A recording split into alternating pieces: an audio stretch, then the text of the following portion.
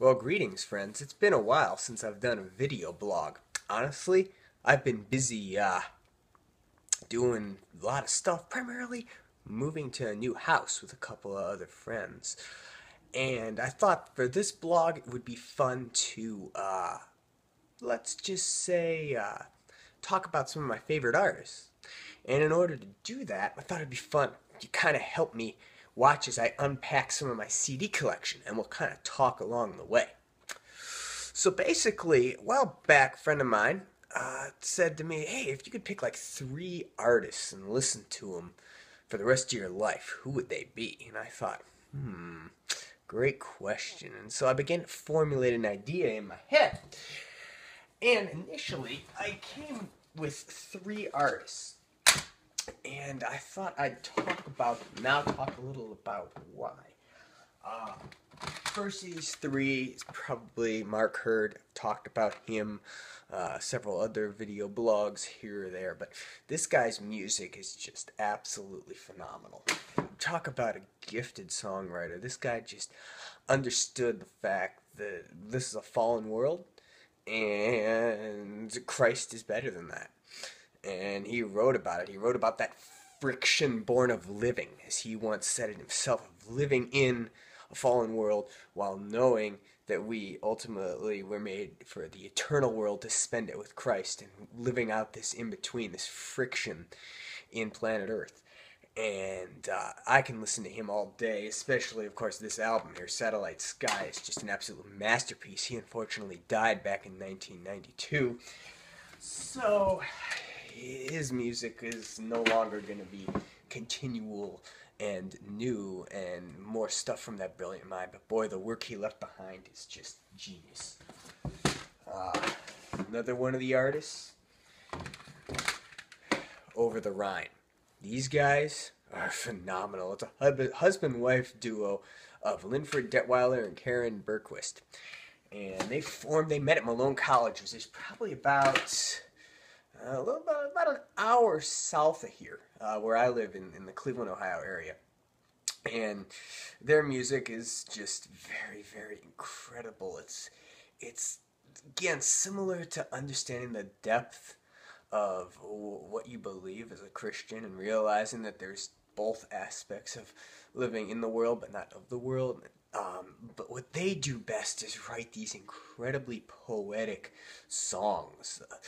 If you talk about the Ohio album, it was kind of about a melancholy look at Ohio and just the nation as a whole back in 2003, as we were beginning to get involved in the war with Iraq, and just some of the things that people of my generation and of theirs, about 20 years or so older than people my age in their 20s, had really ever seen. This idea, we were too young to remember the Vietnam War, so just this friction.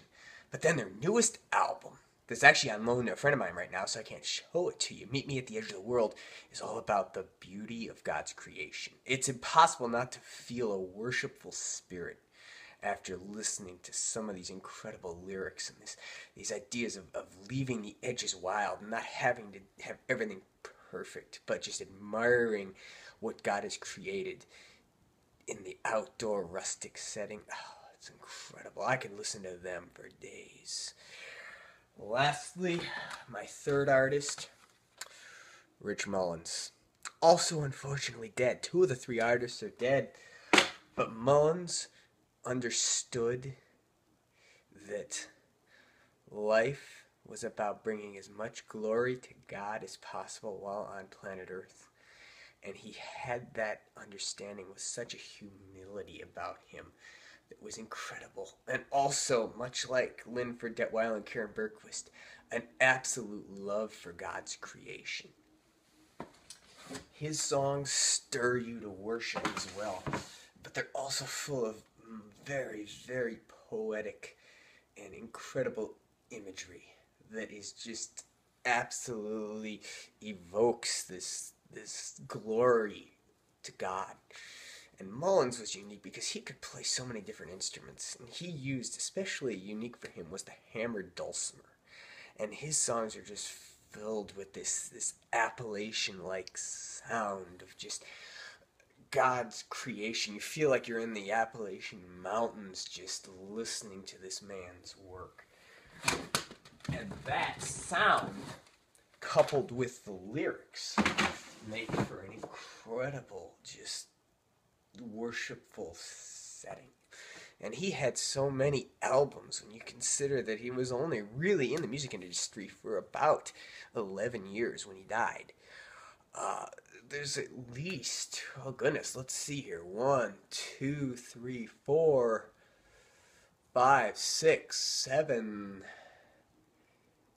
8.